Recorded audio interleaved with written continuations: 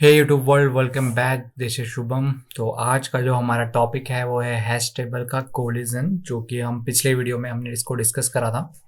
ठीक है, तो मैंने तुम्हारे लिए पॉइंट जहाँ पे हमने छोड़ा था, बेसिकली हमने एक पॉइंट देखा था कि हमको एक कोलिजन मिला था। ठीक है, कोलिजन किस सेंस में मिला था कि एक वैल्यू के लिए जो हमारे पास एक एड्रेस आया, दूसरी वैल्यू के लिए भी सेम एड्रेस आया था, जो कि ये थी।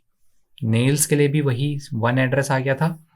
ठीक है, और नट्स जब हमने इसके अंदर पुश करना चाहा उसके लिए भी उसने सेम एड्रेस दिया था। ठीक है, तो इस स्टेट को कोलिजन बोलते हैं। ठीक है, ये हैश टेबल में बहुत कॉमन देखा जाता है। होता क्या है, अगर जैसे मैंने यहाँ पे लिखा हुआ है, जैसे यहाँ पे नेल्स जो मेरा वैल्यू है, जब इसको हैश मैप में डाला गया इसने 1 दिया, ये तो प्लेस हो गया पहली बार आकर के वहां पे। जब सेकंड टाइम पे मैंने नट्स को उस हैश मैप फंक्शन के अंदर डाला तो हुआ क्या, उसने भी 1 रिटर्न करके दिया मेरे को, वो भी उसके अंदर चला गया।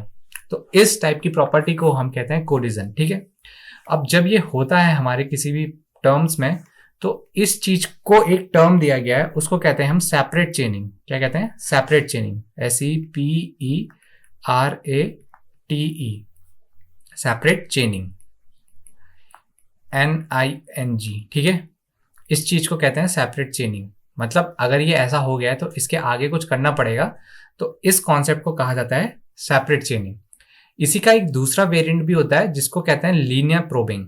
ठीक है, तो लीनियर प्रोबिंग के लिए क्या होता है, सेम स्टेट, अभी हमने नट्स को हैश टेबल के अंदर डाला नहीं है। तुम देखोगे यहाँ पे जो नट्स की वैल्यू है वो अभी भी बाहर है, और नेल्स में वो भी 1 दे रहा है, नेल्स के लिए भी 1 दिया हुआ है। ठीक है, दोनों के लिए स्टेट 1 दी हुई है यहाँ पे, नेल्स के लिए भी और नट्स के लिए भी। तो होता क्या है, जब नट्स यहाँ पे आएगा ना, उसने 1 यहाँ पे दिया हमको, तो तुम सर्च करोगे नेल्स के बाद जो भी पहला फ्री एलिमेंट होगा, तो ये जो भी फ्री स्पेस तुम्हें नेक्स्ट मिलेगी तुम उसको वहां डाल दोगे। जैसे नेल्स के बाद सेकंड यहाँ पे फ्री है, तो यहाँ पे तुम नट्स डाल दोगे। ठीक है, यहाँ पे तुम क्या डाल दोगे? नट्स डाल दोगे। Nuts equal to 200। लेट से एक तीसरा एग्जांपल लेता हूं यहाँ पे। अगर यहाँ पे कोई एक तीसरी वैल्यू भी होती और इसको मैं कहता हूं एक्स, AXE। ठीक है, ये मेरे पास क्वांटिटी में 400 है। ठीक है, और ये भी रिटर्न करके दे देता है मुझे 1। ठीक है, ये भी एड्रेस 1 रिटर्न करके देता है। अब तुम यहाँ पे देखोगे, यहाँ पे 3 कोलिजन शुरू हो चुके हैं। तीनों कोलिजन में एक चीज कॉमन है, ये जो 1 है, ओके, ये एक ही पेन से हाईलाइट हो गया है। तो ये जो 1 है, यहाँ पे जो 1 हाईलाइट करना चाह रहा हूं मैं यहाँ पे, ये देखोगे तुम अगर, तो ये x जो है ना, ये जो हम डालना चाह रहे हैं, ये भी अगर तुम देखोगे 1 पे कोलाइड कर रहे हैं सबके सब। तो अब यहाँ ये वैल्यू कैसे एंटर करी जाएगी, तो ये देख, यहाँ 1 पे जाएगा, ओके, स्पेस खाली नहीं है। 2 पे जाएगा, ओके, स्पेस खाली नहीं है। 3 पे जाएगा, ओके, स्पेस खाली नहीं है। तो ये x कहाँ जाएगा? चौथे पे आ जाएगा। जहां पे इसको फ्री स्पेस मिलेगी x वहां पे आ जाएगा। तो इस टाइप की स्टेट को, अगर जहां पे भी तुम्हें फ्री स्पेस मिले, इस टाइप के स्टेट को कहते हैं हम लीनियर प्रोबिंग। Linear probing. ठीक है, तो अभी तक हमने ये चीजें देख ली हैं। एक होता है लीनियर प्रोबिंग, एक होता है हमारा सेपरेट चेनिंग। ठीक है, तो 2 चीजों के थ्रू हम कोलिजन को प्रिवेंट करवा सकते हैं, सेपरेट चेनिंग, सेपरेट चेनिंग और लीनियर प्रोबिंग।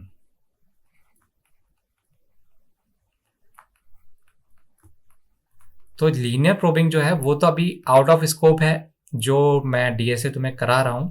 इसको कभी डिटेल में बाद में डिस्कस करेंगे। मेरा मेजर फोकस तुमको इसको सिखाना है, सेपरेट चेनिंग को।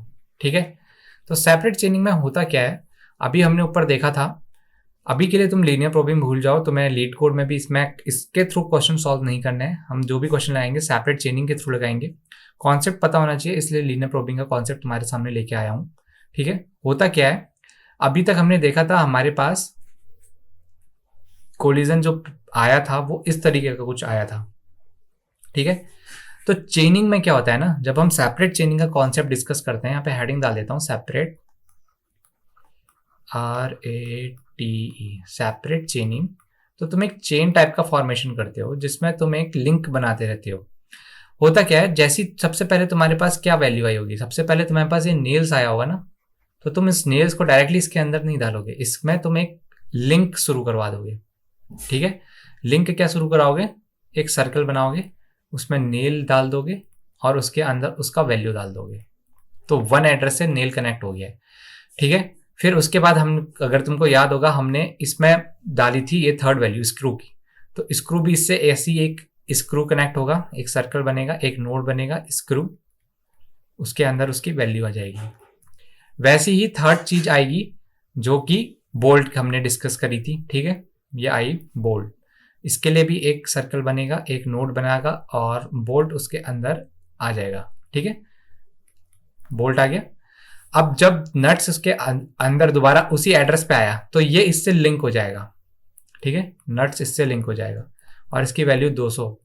तो इस तरीके से अगर कोई एड्रेस पे सेम वैल्यू, थर्ड एड्रेस के लिए सेम वैल्यू आती है, तो वो इस तरीके से आगे बढ़ते जाएगी, ऐड होते जाएंगे इसमें। तो इस चीज को कहते हैं हम सेपरेट चेनिंग। सेपरेट चेन बनाते रहोगे और जो भी वैल्यूज हैं तुम्हारी उनको ऐड करते जाओगे उसी एड्रेस में, और उनको फैच कैसे करना है वो हम अपकमिंग वीडियोज में देखेंगे। तो ये कॉन्सेप्ट हम लगाएंगे अगली वीडियो से, कंस्ट्रक्टर बनाएंगे, इसका एक कस्टम क्लास रहेगा सेपरेट चेनिंग का।